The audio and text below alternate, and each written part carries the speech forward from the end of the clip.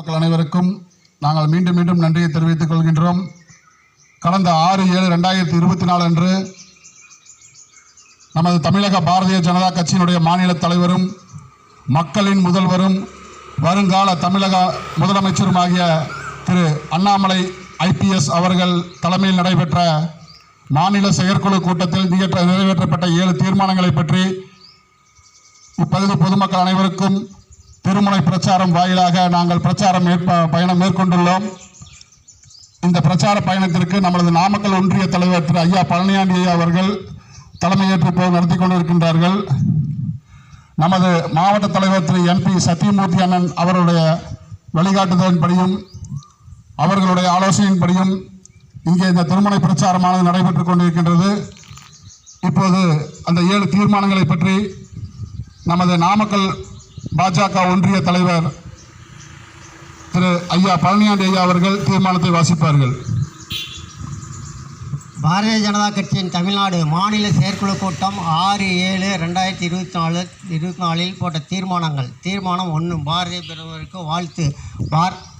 பாரத மக்களின் பேராதரவோடு 3வது முறையாக பாரத பிரதமராக பொறுப்பேற்றுள்ள மாண்புமிகு நமது பாரத பிரதமர் திரு நரேந்திர மோடிஜி அவர்களுக்கு இச்செயற்குழு வாழ்த்துக்களையும் பாராட்டுகளையும் தெரிவித்துக் கொள்வதோடு பாரதிய ஜனதா கட்சிக்கு மிகப்பெரிய வெற்றியை தேடித்தந்த நாட்டு மக்களுக்கும் தமிழகத்தில் பெருவாரியான வாக்குகளை அளித்து ஆதரவு தந்த தமிழக மக்களுக்கும் இச்செயற்குழு நன்றியும் பாராட்டுகளையும் உரித்தாக்குகிறது.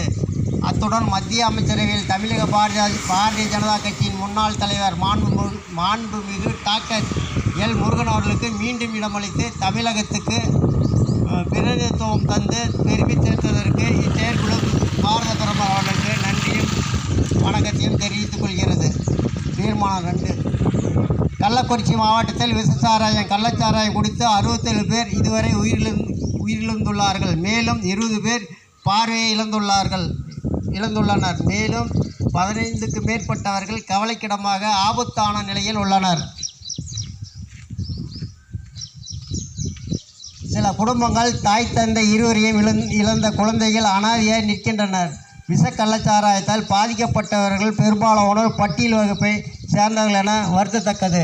கள்ளச்சாராயம் சகஜமாக கிடைக்கக்கூடிய அளவுக்கு தமிழகத்தில் சட்டம் ஒழுங்கு சீர்கெட்டுள்ளது. ஆட்சியாளர்களும் காவல்துறையினரும் கமிஷன் கரப்ஷன் என இருந்தால் இந்த பெருந்துயரம் நடந்துள்ளது.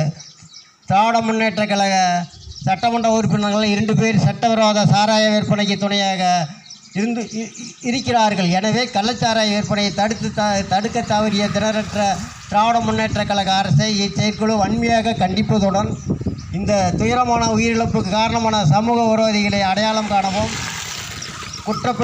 குற்றப்பின்னணி விவரங்களை மக்கள் தெரிந்து கொள்ளவும் CBI விசாரணை வேண்டுமென இந்த செயற்குழு வலியுறுத்துகிறது.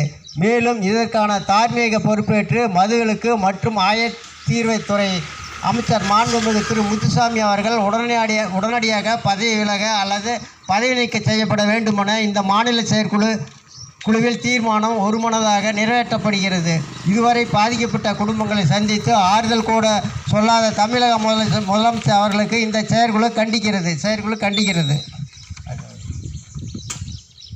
மேலும் கல் என்பது இயற்கை பானம். தென்னை பனை மரங்களிலிருந்து கல் இறக்குவதால் தினசரி பராமரிப்பின் காரணமாக மரம் செழிப்படையும்.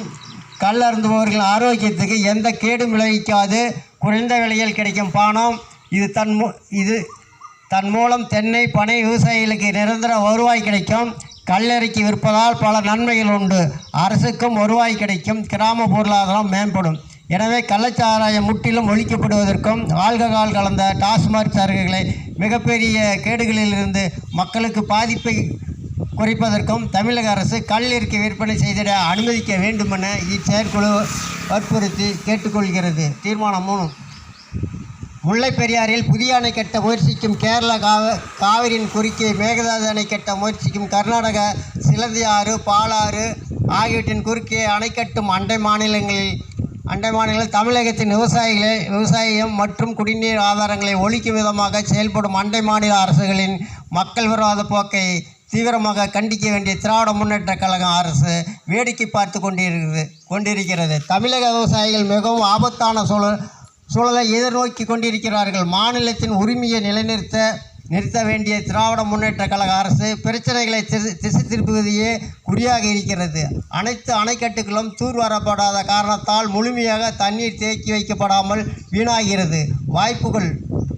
வாய்ப்புகள் ஆறுகள் தடுப்பணைகள் கட்ட முயற்சிகள் எடுப்பதில்லை. இவ்வாறு தமிழகத்தின் நீர் ஆதாரத்தை பெருக்கும் முயற்சியில் ஈடுபடாத திராவிட முன்னேற்ற கழக அரசை இச்செயற்குழு கண்டிக்கிறது.